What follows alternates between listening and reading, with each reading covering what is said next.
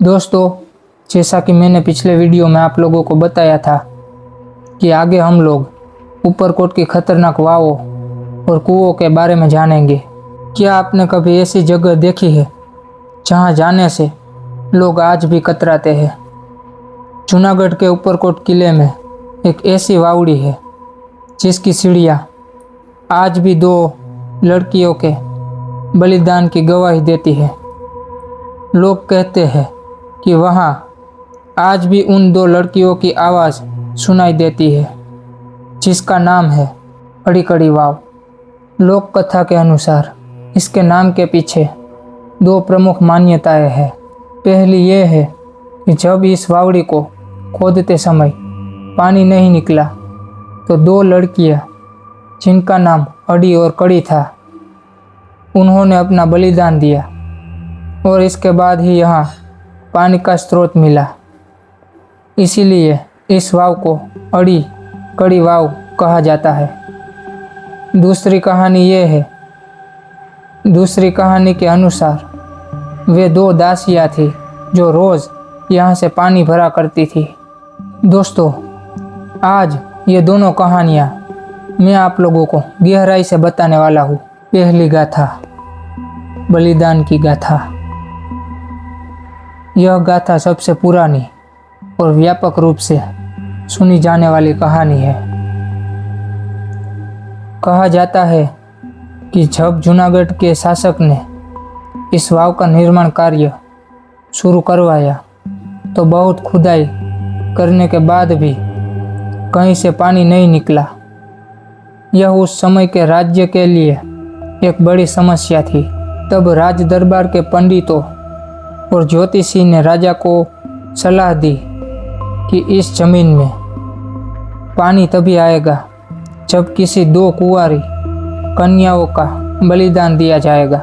राज्य की दो युवतियाँ अड़ी और कड़ी, जो बहुत ही सात्विक और निस्वार्थ थी, उन्होंने अपनी प्रजा की प्यास बुझाने के लिए खुशी खुशी अपने प्राणों का बलिदान देने का निर्णय लिया।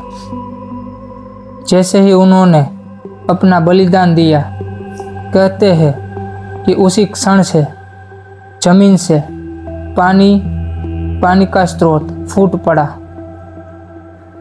राजा ने उन दोनों युवतियों के साहस और बलिदान को अमर बनाने के लिए इस वावड़ी का नाम अड़ीकड़ी वाव रख दिया। दूसरी कहानी, पानी लाने वाली दासियों की कहानी। पहली कहानी में तो आपने बलिदान की बात सुनी, लेकिन अड़ीकड़ी वाव का एक और ऐसा डार्क सच है जिसे सुनकर आपकी रूह कांप जाएगी। यह कहानी बलि की नहीं बल्कि एक ऐसे श्राप या अंतहीन दर्द की है जो आज भी उस कुएं की गहराइयों में जिंदा है। सदियों पहले जब ऊपरकोट किले में पानी की भयंकर किल्लत थी, तब दो दासियाँ थी, अड़ी और कड़ी। उनका काम कोई मामूली काम नहीं था। तपती धूप हो या कड़कड़ाती ठंड, उन्हें हर रोज हर भयानक गहरी वावड़ी की 120 सीढ़ियाँ उतरनी होती थी और भारी मटके सिर पर उठाकर ऊपर आना होता था। दिन में एक बार नहीं, 100 बार। कहते हैं कि राजा का हुक्म इतना सख्त था कि इन्हें आराम करने की इजाज़त नहीं थी। पैरों में छाले पड़ गए, हाथों से खून बहने लगा, लेकिन वो बस पानी भरती रही। और फिर एक काली रात वो दोनों सीढ़ियों से उतरी, लेकिन कभी वापस ऊपर नहीं आई। कुछ लोग कहते हैं कि भूख और थकावट से उनके प्राण उसी पानी में निकल गए। अब आता है सबसे डरावना मोड़।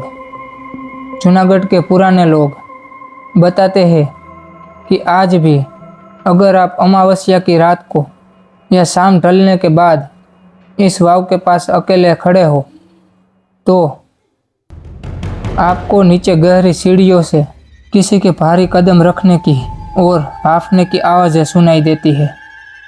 ऐसा लगता है जैसे अड़ी और कड़ी आज भी उस गहरे पानी से मटका भरकर ऊपर आ रही है। उनका काम आज भी खत्म नहीं हुआ है। क्या वो सिर्फ एक कहानी है या कोई अधूरा साया? अगर हिम्मत है तो जूनागढ़ जाकर शाम के वक्त इस वाव के पास रुकना और खुद महसूस करना। आपको कौन सी कहानी ज़्यादा खतरनाक लगी, बलिदान वाली या इन दासियों वाली? कमेंट में ज़रूर बताओ। और ऐसे ही रोंगटे खड़े कर देने वाली वीडियो के लिए चैनल को सब्सक्राइब करें। तो दोस्तों, ये था ऊपरकोट किले का वो इतिहास जिसने इसे 12 सालों तक दुश्मनों के सामने भी झुकने नहीं दिया। लेकिन क्या आपने कभी सोचा है कि उन 12 सालों तक उस सेना की प्यास आखिर बुझी कैसे? वो कौन सी ऐसी इंजीनियरिंग थी जो आज भी वैज्ञानिकों को हैरान कर देती है? अगले पार्ट में हम बात करेंगे उसी नवगढ़ कुएं की, जिसके बारे में कहा जाता है कि अगर वो ना होता तो जूनागढ़ का इतिहास कुछ और होता।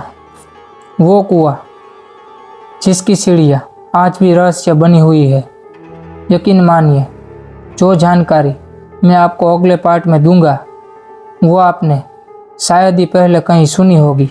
तो बने रहिए मेरे साथ और पार्ट 3 के लिए चैनल को सब्सक्राइब कर ले और बेल आइकन को दबा दे और ऑल पे सेट कर दे, क्योंकि नवगढ़ कुएं का रहस्य बहुत गहरा है। मिलते हैं अगले वीडियो में।